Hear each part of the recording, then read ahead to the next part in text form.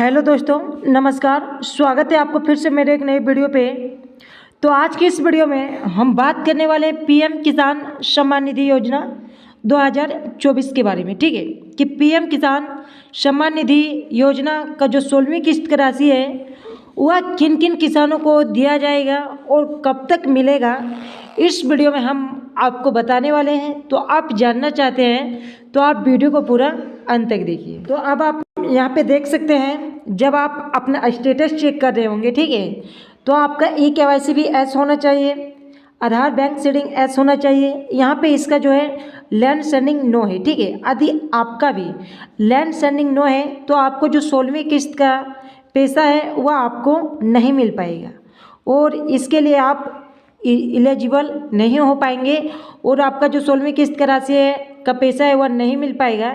इसके लिए सबसे पहले आपको लैंड सेंडिंग एस कराना होगा। ठीक है, अब ये लैंड सेंडिंग एस कहाँ से होगा? ठीक है, तो देखिए, सबसे पहले आपको अपना रसीद का फ़ोटोकॉपी करा लेना है। ठीक है, रसीद का फ़ोटोकॉपी, खतियान का फ़ोटोकॉपी करा लेना है, राशन कार्ड का फ़ोटोकॉपी करा लेना है और ये जो स्टेटस है आपका लैंड सेंडिंग, ठीक है, वो आपको इस प्रकार निकाल लेना है जो स्टेटस में आपका दिखा रहा है। ठीक है, और आपका प्लॉट नंबर, ठीक है, आपको प्लॉट नंबर लेके चले जाना है आपको ब्लॉक। ठीक है, आपको ब्लॉक में आपको देना है सीईओ सर के पास और सीईओ सर के बोलना है, सर मेरा पीएम किसान सम्मान निधि योजना में जो लैंड सेंडिंग है वह नो हो गया है, जिससे हमको जो 16वीं किस्त की राशि है वह नहीं मिल पाएगा।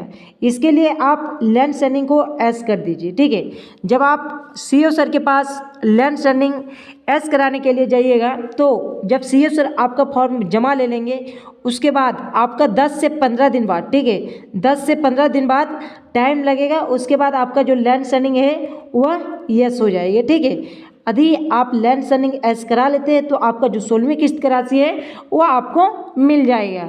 अब चलिए हम दूसरा आपको कंडीशन दिखाते हैं। अब आप यहाँ पे देख सकते हैं, अब 16वीं किस्त की राशि सिर्फ उन्हीं किसानों को मिलेगा, यहाँ पे देख सकते हैं, जिसका लैंड सेंडिंग ऐसे, ठीक है, ई-केवाईसी ऐसे, आधार बैंक सीडिंग ऐसे, एफटीओ प्रोसीड ऐसे। ठीक है, यदि इसमें से आपका अगर लैंड सेंडिंग नो है तो आपको जो 16वीं किस्त की राशि है वह नहीं मिल पाएगा। यदि आपका ई-केवाईसी नो है, ठीक है, यानी यस नहीं है, नो है, तो आपको जो 16वीं किस्त की राशि है वह नहीं मिल पाएगा। यदि आपका बैंक आधार सीडिंग एस नो है, ठीक है, तो आपका जो 16वीं किस्त की राशि है वह नहीं मिल पाएगा। यदि आपका इनमें से तीन, ठीक है, तीन में से आपका एक भी नो है, ठीक है, तो आपको जो 16वीं किस्त का पैसा है वह नहीं मिल पाएगा। सबसे पहले मान लीजिए, आपको मैंने लैंड सेंडिंग के लिए बता दिया क्या काम करना है। मान लीजिए आपका ई-केवाईसी नो है, ठीक है, तो आप इसको एस कैसे कर सकते हैं? तो देखिए, सबसे पहले वहाँ पीएम किसान सम्मान निधि में आप खुद से भी ई-केवाईसी को यस, ई-केवाईसी स्टेटस को एस कर सकते हैं। इसके लिए आप वहाँ पे आधार नंबर डाल के OTP आएगा, उस OTP को आपको सबमिट कर देना है। आपका जो ई-केवाईसी है वह 24 घंटा के अंदर, ठीक है, 24 घंटा के अंदर आपका ई-केवाईसी एस हो जाएगा। अब हम बात करते हैं जिन जिन भाई लोग का बैंक आधार सीडिंग नो है, ठीक है, उन लोग को क्या काम करना है। तो सबसे पहले आपको बैंक चले जाना है। ठीक है, आपको बैंक चले जाना है और वहाँ पे आपको बैंक में आपको क्या क्या लेना है, अपना पासबुक ले जाना है, ठीक है, और आधार कार्ड का फ़ोटोकॉपी, और वहाँ पे आपको बैंक जाना है। ठीक है, और वहाँ पे आपको बताना है कि सर देखिए मेरा आधार सीडिंग जो है वह नो दिखा रहा है। ठीक है, आपको उसको एस करना है।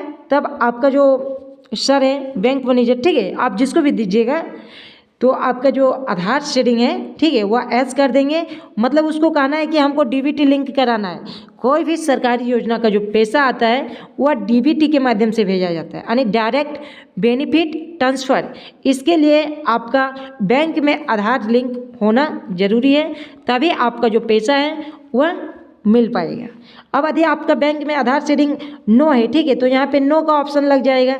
यदि यस होगा तो आपका एफडीओ प्रोसीड भी एस हो जाएगा। यदि आपका तीनों, इनमें से तीनों एस है, ठीक है, और आपका एफडीओ प्रोसीड नो दिखा रहा है तो आपको हड़बड़ाना नहीं है। यदि आपका एफडीओ प्रोसीड भी नो दिखा रहा है तो आपको जब पेमेंट मिलेगा 16वीं किस्त का राशि मिलेगा उस समय आपका जो पैसा है वह मिल जाएगा।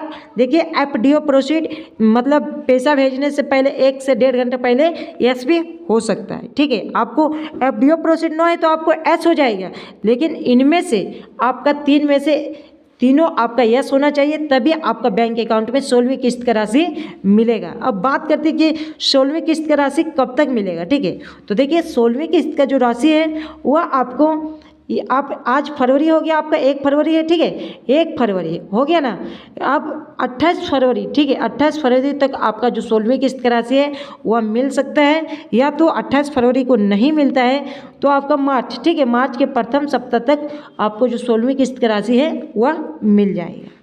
तो इस वीडियो में हम आपको यही सब चीज़ों का जानकारी देने वाले थे। यदि आपको वीडियो पसंद आया तो वीडियो को एक लाइक कीजिएगा, और यदि आपको कोई भी डाउट है तो आप हमें कमेंट करके पूछ सकते हैं, या तो आप हमारे इंस्टाग्राम आईडी डिजिटल गुप्ता आप वहाँ पे मैसेज करके पूछ सकते हैं। थैंक यू, फिर मिलते हैं नेक्स्ट वीडियो में, तब तक के लिए जय हिंद जय भारत।